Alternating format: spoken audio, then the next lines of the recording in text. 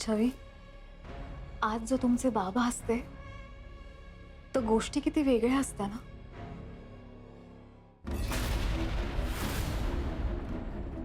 तुम्हाला असं या घरात आश्रितासारखं नुसतं राहावं लागलं.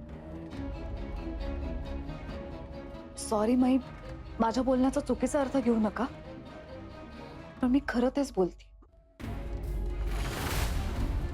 छवी किती गुणी आहेत आणि या घरात राहिल्या तर सगळ्यांसाठी फक्त कामाने राबतच राहतील, बाकी काही नाही.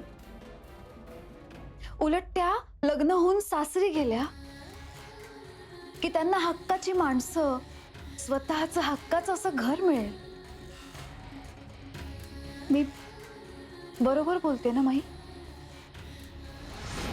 माई, आणि हे योग्य वय की नाही छवींचं, तुम्हीच सांगा. आत्ता या वयात लग्न झालं ना तर तुम्हाला लग्नानंतर जो मान मिळतो ना तो मान मिळेल, तुम्हाला तुमची माणसं मिळतील. छवी, आता तुम्हाला खरंच लग्नाचं मनावर घ्यावं लागलं, नाही तर माईंना असंच आयुष्यभर मुक्याचा मार सहन करावा लागेल. त्यांना कधीही काहीच बोलता येणार नाही.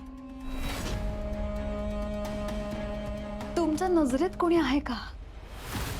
तुम्हाला कोणी आवडतं तर मला बिनधास्त सांगा. मी आणि साकेत जाऊन डायरेक्ट त्या मुलाशी बोलतो. हा, आता खरंच तुम्ही तुमच्या आईचा आणि तेजसच्या सुखाचा विचार करायला,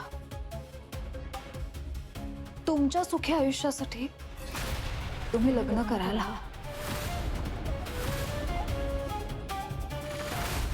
हवं. मलाही वाटतं की तू लग्नाचा विचार करावास.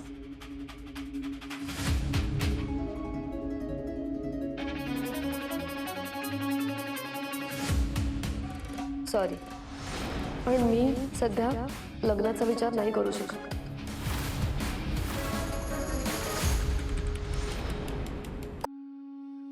का?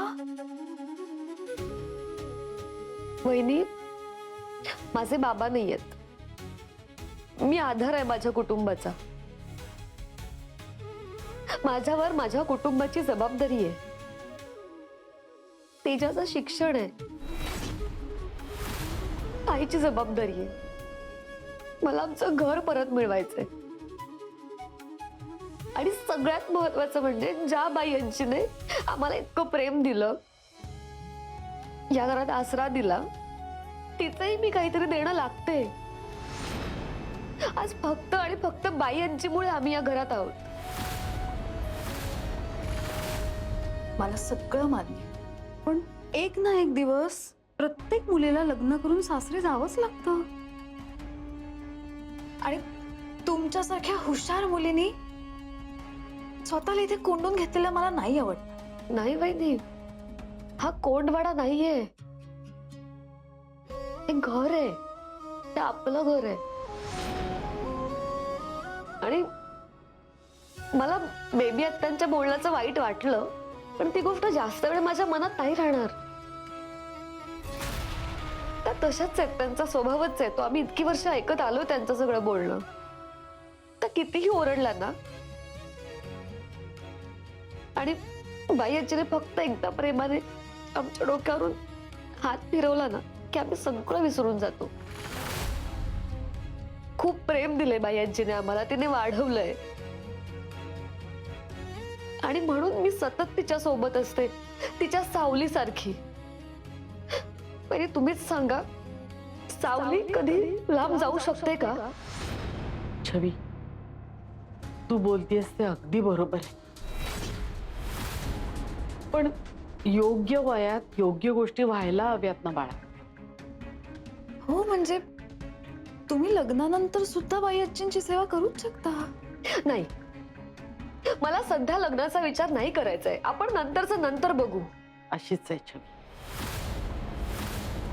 एकदा एक गोष्ट डोक्यात घेतली ना तर ती पूर्ण केल्याशिवाय राहत नाही. हट्टी आणि जिद्दी. छवी, तू जिद्दी असशील तर मी महाहट्टी आहे. बाई आजीची सावली मीच दूर करेन. इतका मिट्ट काळोख करेन ना त्या म्हातारीच्या आयुष्यात ही सावली त्या अंधारात विरून जाईल. तिचं अस्तित्व मी राहू देणार नाही.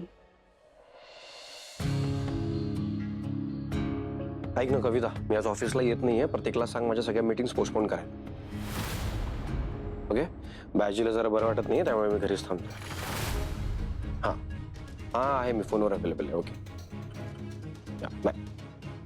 काय झालं अनिकेत भैयाजींना? आणि तब्येत बरी नाहीये तिची, ताप आलाय तिला.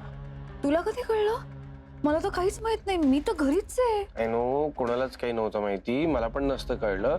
ऑफिसला जाताना मी बाय म्हणायला गेलो नेहमीप्रमाणे, तर अचानक चक्कर येऊन पडली ती माझ्यासमोर. अरे बापरे, हो. काय होतंय सारखं भैयाजींना? सारख्या सारख्याच आजारी पडतात. चांगलं नाहीये. काय माहिती काय होतंय. मग आपल्या फॅमिली डॉक्टरला फोन केला तर ते फोनच घेत नव्हते. मग हॉस्पिटलला फोन केल्यावर कळलं की ते आउट ऑफ इंडिया गेले, परवा येणार आहेत. खूप थंडी ताप भरलाय तिला. मी जरा आलोच, तिला ब्लँकेट द्यायचं एक्स्ट्रा. हो, मी प्लीज आलो प्लीज. सोनूच्या.